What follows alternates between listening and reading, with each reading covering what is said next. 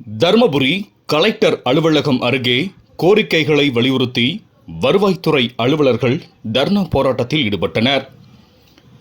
தர்மபுரி மாவட்ட வருவாய்த்துறை சங்கங்களின் கூட்டமைப்பு சார்பில் கோரிக்கைகளை வலியுறுத்தி கலெக்டர் அலுவலகம் அருகே தர்ணா போராட்டம் நடந்தது.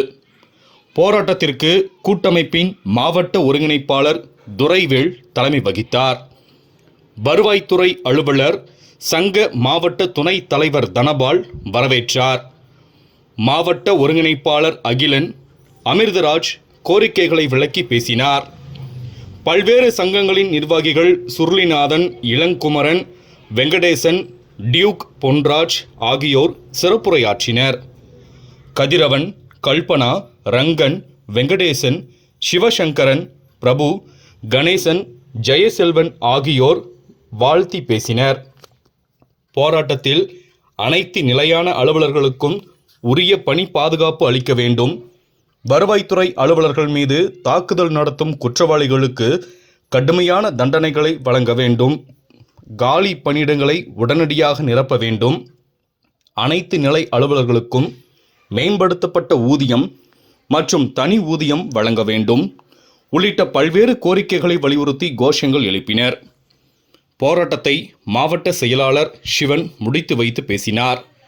நிதி காப்பாளர் பகவதி நன்றி கூறினார். முன்னதாக வருவாய்த்துறை அலுவலர்கள் கோரிக்கைகளை வலியுறுத்தி தருமபுரி அரசு கலை கல்லூரி அருகில் இருந்து ஊர்வலமாக கலெக்டர் அலுவலகம் அருகே வந்தனர்.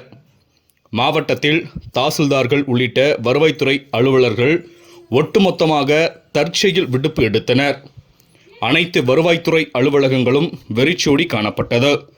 இந்த அலுவலகங்களுக்கு வந்த பொதுமக்கள் ஏமாற்றம் அடைந்தனர். மாவட்டம் முழுவதும் 96% பேர் விடுப்பு எடுத்துள்ளனர் என்பது குறிப்பிடத்தக்கது.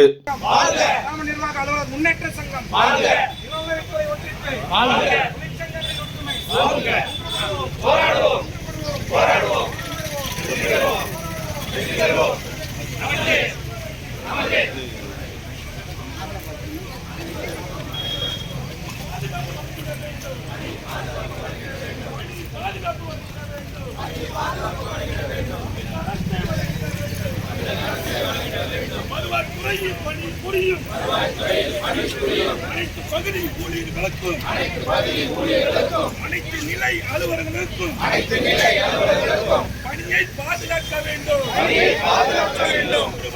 போராடுவோம்.